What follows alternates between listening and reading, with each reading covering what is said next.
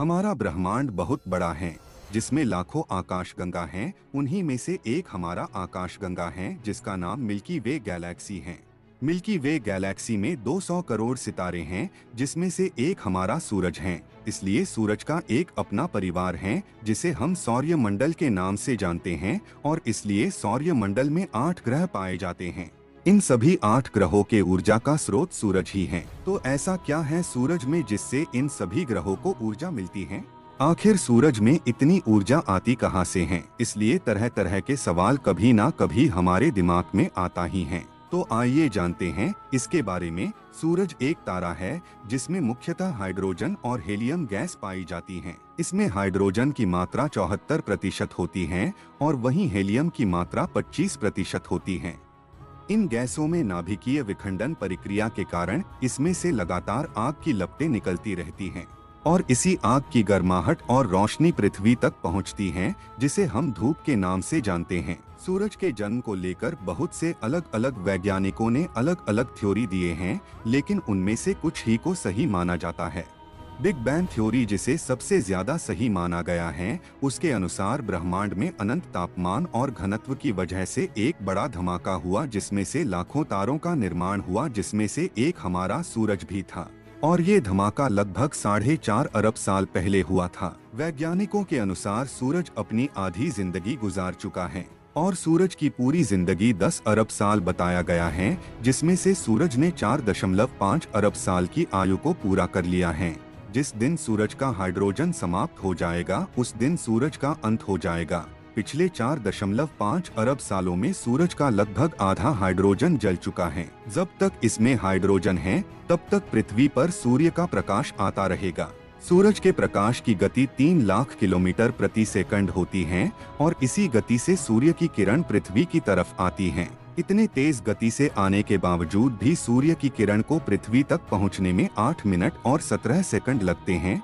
सूरज की सतह पर 57,000 डिग्री सेल्सियस का तापमान रहता है, वही सूरज के सबसे बीच वाले भाग में 1.5 करोड़ डिग्री सेल्सियस का तापमान रहता है। सूरज के रहस्यों को जानने की कोशिश में लगे वैज्ञानिकों ने चौंकाने वाला खुलासा किया है। बीते कई दिनों से सूरज के अंदर विशालकाय काले गड्ढों का निर्माण हो रहा है।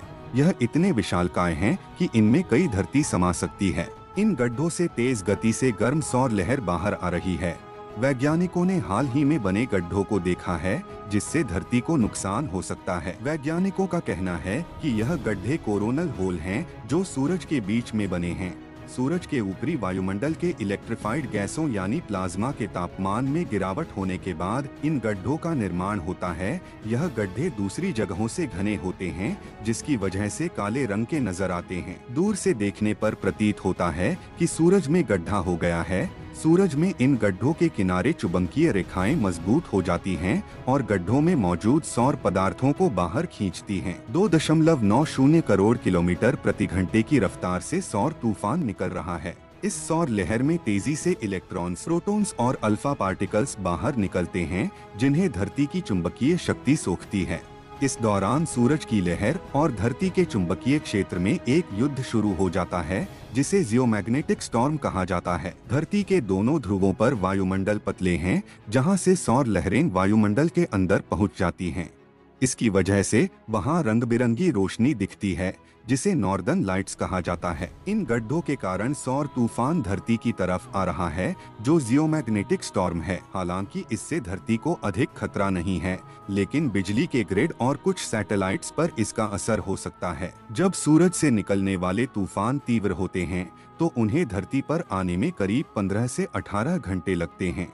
कमजोर सौर तूफान को धरती पर पहुंचने में 24 से 30 घंटे लगते हैं। इस समय सूरज का 11 साल का साइकिल चल रहा है।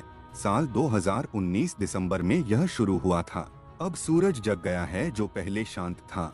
अब वैज्ञानिकों का मानना है कि सूरज की सबसे अधिक गतिविधियां साल 2025 में शुरू होंगी। साल 1895 में दुनिया का सबसे बड़ा सौर तूफान आया था, जिससे 1000 करोड़ एटम बम जितनी ऊर्जा निकली थी। तो दोस्तों, अब आपको पता चल गया होगा कि सूर्य कितना खतरनाक और रहस्यमयी है। बाकी अब आपको इस वीडियो के बारे में क्या कहना है, मुझे कमेंट में जरूर बताएं और वीडियो को एक लाइक जरूर करें। और हाँ, हम फिर मिलेंगे ऐसी ही मजेदार वीडियो में। तब तक के लिए जय हिंद जय भारत।